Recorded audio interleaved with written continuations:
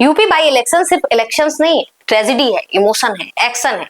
Politics तो खैर है ही, बाई इलेक्शन में एक सीट ऐसी भी है जो किसी माननीय के एमपी बनने से नहीं बल्कि जेल जाने से खाली हुई। हम बात कर रहे हैं सीसामऊ की, जहां से इरफान सोलंकी विधायक हुआ करते थे। इरफान सोलंकी पर आरोप है कि सोलंकी और उनके भाई ने कानपुर की एक महिला का घर जलाने की साजिश रची। एमपी एमएलए स्पेशल कोर्ट ने उन्हें 7 साल की सजा सुनाई। सजा हुई तो विधायकी चली गई, चुनाव का मंच तैयार हो गया।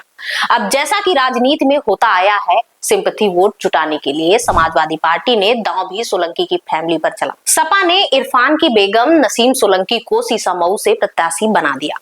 अब चूंकि उपचुनाव में वक्त कम ही बचा है, तो समाजवादी पार्टी के स्टार प्रचारक अपने उम्मीदवार के हक में वोट जुटाने में जुटे हैं। इसी कड़ी में जब समाजवादी पार्टी के फायर ब्रांड नेता शिवपाल यादव कानपुर की सीसामऊ सीट पर नसीम सोलंकी के लिए वोट मांगने पहुंचे, तो नसीम फूट फूट कर रो पड़ी।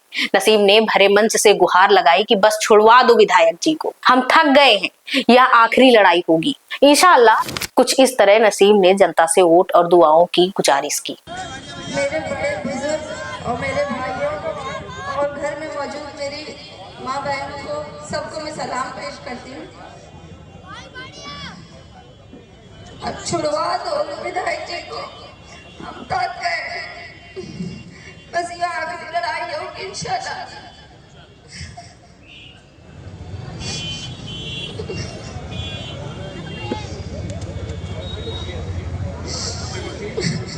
वोट की अपील करते हो, दुआओं की भी।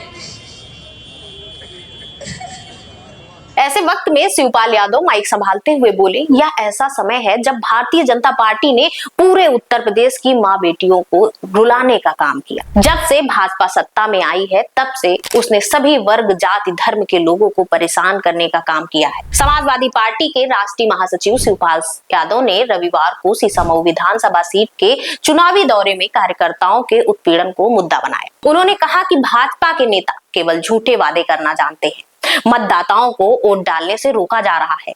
ऐसे लोगों से डरना नहीं है, केवल इनका नाम नोट कर लेना है। जो अधिकारी यह सोच रहे हैं कि वह 2 साल में रिटायर हो जाएंगे, तो वह भी जान ले कि नौकरी से रिटायर होंगे, घर तो यही रहेगा। शिवपाल बोले, भाजपा के जुमलों को सभी लोग समझ चुके हैं। महिला आरक्षण की बात करते हैं, लेकिन विधानसभा की 9 सीटों के उपचुनाव में किसी भी महिला को प्रत्याशी नहीं बनाया है।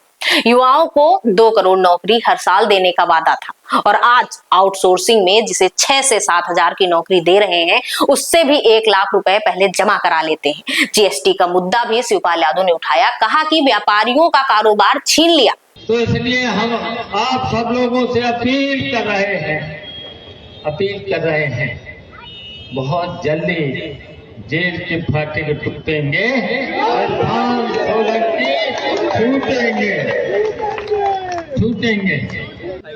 इन सब से इतर इरफान सोलंकी पर बात करें तो हाईकोर्ट से इरफान की सजा पर रोक लगी है, तो इसका सीधा असर उनकी विधानसभा सदस्यता पर पड़ेगा। अगर सजा पर रोक लग जाती तो उनकी सीसामऊ सीट पर हो रहे उपचुनाव को भी रद्द किया जाएगा। इससे समाजवादी पार्टी को बड़ी राजनीतिक राहत मिल सकती है और पार्टी के लिए आगामी चुनाव में यह एक महत्वपूर्ण जीत साबित हो सकती है। मगर अगर ऐसा नहीं भी होता है, तो सपा अपनी तरफ से कोई गुंजाइश नहीं छोड़ना चाहती, ताकि कल को मौका टेरियन बीजेपी मौके का फायदा न उठा ले।